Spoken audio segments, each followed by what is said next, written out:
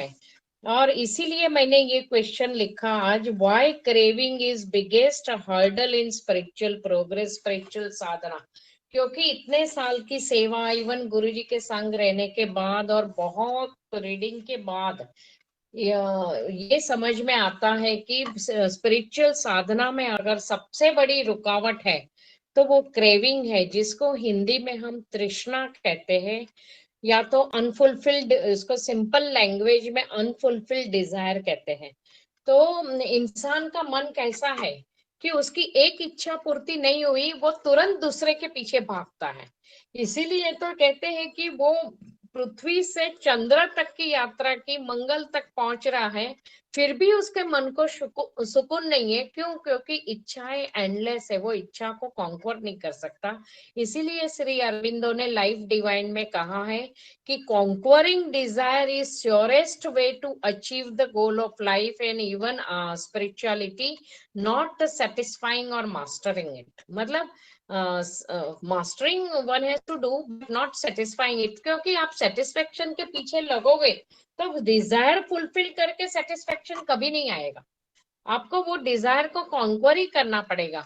अभी आज देखो तो सबसे ज्यादा स्ट्रॉन्ग डिजायर किसकी लगेगी? लोग ज्यादा करके धन कमाने के पीछे जाते हैं, नाम के पीछे जा, धन मिल गया तो नाम के पीछे जाएंगे, नाम मिल गया तो फिर पोजीशन के पीछे जाएंगे।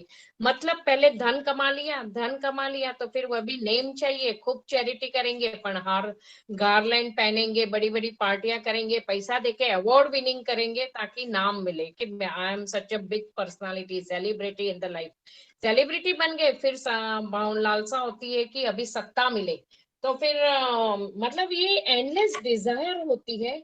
इसीलिए कहते हैं कि कभी भी ये मत सोचना कि अभी मैं यंग हूँ। बहुत यूथ आर्ग्यूमेंट करते हैं कि अभी तो हमारी छोटी एज है, इस उम्र में हम लोग क्या कॉन्क्वरिंग की बात करें, इस उम्र में हम लोग सेटिस्फेक्शन के पीछे भागे कि कॉन्क्वरिंग की बात करें। बट ये साधना कंटिन्यूअस होनी चाहिए।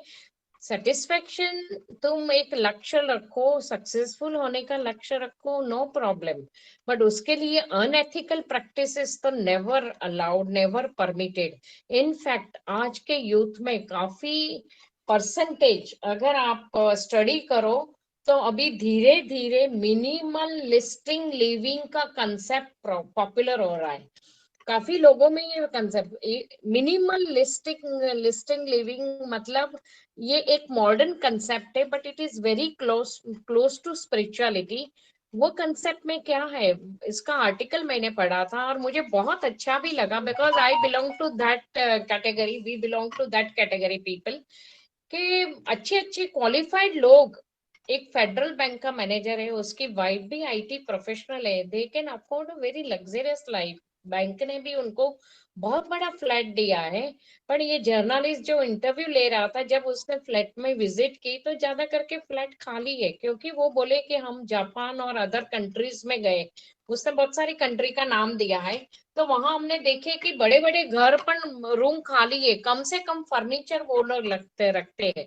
तो बोले उसका फायदा है कि अननेसेसरली बर्डन नहीं आता कि तुमने इतनी सारी, नहीं तो लोगों में कंसेप्ट है, अरे कबाट में इतने ड्रॉर खाली, अननेसेसरली मॉल में राउंड लगाएंगे, दो चार शॉपिंग बैग भर के लाएंगे, कबाट को भी भर देंगे, दिमाग को भी कचरे से भर देंगे। जब सफाई करनी आई तो इतना सारा कचरा देख के ऐसे ही ठूस के जाएंगे। बहुत सारे फैमिलीज काउंसलिंग को आते हैं तो उनका हस्बैंड बोलते हैं मेरी वाइफ के पास इतने कपड़े हैं पर उसका मन ही नहीं भरता, या कभी वाइफ बोलती है कि हस्बैंड का मन नहीं भरता, तो ये या तो कभी बोलेंगे कि बच्चे का मन नहीं भरता। तो minimalistic living in the sense कि जितनी जरूरत है वही चीज आप खरीदो और प्रकृति के करीब रहो। और काफी एजुकेटेड लोग अभी इस लिविंग को अपना रहे हैं। तुम अपनाओ नहीं अपनाओ, लॉकडाउन में कोरोना वायरस के जरिए बहुत लोगों को ये सबक कुदरत ने सिखा दिया कि तुम कितने फालतू खर्चे कर रहे थे। Without doing parties also you can leave, without visiting mall also you can leave. Parlour बंद थे तो ब्यूटी ट्रीटमेंट के बिना भी लेडीज जी ली, मेड नहीं थी तो खुद काम कर लिया, बिकॉज कोई ऑप्शन नहीं था। तो मिनिमलिस्टिक लिविंग मतलब आप आनंद लो, less loan, no financial burden, no डेप्ट, जितनी कैपेसिटी है, जितना कमाते हो उसी में मैनेज करो।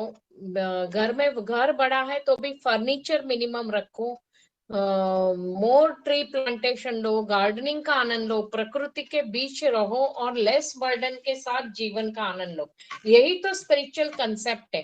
और ये कंसेप्ट अपनाने से धीरे धीरे कॉन्करिंग डिजायर का कंसेप्ट आपके अंदर जागृत होगा। फिर आपको ये सादगी भरे जीवन का एक बार टेस्ट लगेगा तो कभी भी आप अननेसेसरीली बर्डन लेके लग्जरियस लाइफ में नहीं जाओगे। इसलिए योग वशिष्ठ में कहा है कि जितनी डिजायर लेस है या तृष्णा शांत हो गई तो आपका मन हिमालय से भी ज्यादा ठंडा है, चंदन से भी ज्यादा शीतल हो जाता है। एक बहुत ही संतोषी महात्मा थे, वो तपस्या कर रहे थे। उनकी तपस्या से प्रसन्न होकर देवताओं ईश्वर के पास गए और बोले कि महात्मा को कुछ वरदान देना चाहिए। तो वो महात्मा के पास गए कि हम आपसे प्रसन्न हैं और वरदान देना चाहते हैं। तो वो बोले मुझे कुछ नहीं चाहिए। तो बोले फिर भी हम आपको वरदान देना चाहते हैं। तो बोले मैं खुश हूँ, मुझे जो भी मिला है मुझे कुछ नहीं चाहिए। तो फिर भी वो बोले कि हम जब नीचे आए हैं आपको कुछ देना चाहते हैं। तो फिर वो देवता बोले कि हम आपको एक ऐसा वरदान देते हैं कि कोई रोगी आपके पास आ जाए तो वो रोग से मुक्त हो जाए। तो बोले नहीं, ये तो ईश्वर का काम है, अगर मैं ये करूंगा तो लोग ईश्वर से विमुख हो जाएंगे। तो बोले ठीक है, हम ऐसा वरदान देते हैं कि आपके संग में रह के वो दुर्बुद्धि इंसान भी में भी सद्बुद्धि आ जाए। बोले वो भी ईश्वर का काम है, आप मेरे को कैसे दे रहे हो? तो बोले अभी हम नीचे आए हैं, आपको कुछ तो वरदान लेना पड़ेगा। तो बोले ठीक है, देना ही चाहते हो तो ऐसा कुछ दीजिए कि कुछ भी सत्कर्म हो मुझे उसका एहसास ना हो। कितना ब्यूटीफुल वरदान। मतलब मैं नहीं करता, अहंकार के भाव से मुक्त होना। नेकी कर दरिया में डाल, मैंने एक कोटेशन थोड़े टाइम पहले भेजा था गुरुजी के फोटो के साथ कि नेकी कर दरिया में डाल। अगर ये एटीट्यूड आ गया तो कभी कभी ये तुमने दरिया में डाली हुई नेकी ही तूफान में किश्ती बनके तुम्हारे सहारे तुम्हें सहारा देगी और तूफान को पार करा देगी। ये परम सत्य है। नेकी कर दरिया में डाल मतलब अच्छाई करो, भूल जाओ। पर उसके कंप्यूटर में तो वो अच्छाई सेव हो जाती है, तो दैट सेव्स यू फ्रॉम और डिफिकल्टीज ऑफ द लाइफ। तो एफडी बनाओ तो सत्कर्म की एफडी बनाओ। इसीलिए शंकराचार्य को किसी ने पूछा कि आपकी दृष्टि में धनवान कौन है? तो उन्होंने कहा कि जिसकी तृष्णा ही खत्म हो गई वो सबसे ज्यादा धनवान है, और जिसकी तृष्णा एंडलेस है, मतलब डिजायर्स एंडलेस है, वो सबसे ज्यादा गरीब है। इसलिए बोलते हैं कि इच्छाएं पूरी हो गई बट सांसें चल रही है तो मोक्ष हो गया, किंतु इच्छा बाकी है और सांसें बंद हो गई तो मृत्यु आ गई। यही फर्क है मृत्यु और मोक्ष में। तो एक बार रामकृष्ण परमहंस के पास एक बहुत ही धनवान व्यक्ति गया और उस धनवान व्यक्ति ने रामकृष्ण परमहंस को कहा कि मैंने इतना धन दान किया, सब कुछ त्याग कर दिया, फिर भी मेरे मन को सुकून नहीं है, ऐसा क्यों? मुझे क्यों ईश्वर के साक्षात्कार नहीं हो रहे? तो रामकृष्ण मुस्कुराए और बोले बेटा तेरे को कभी होगा भी नहीं।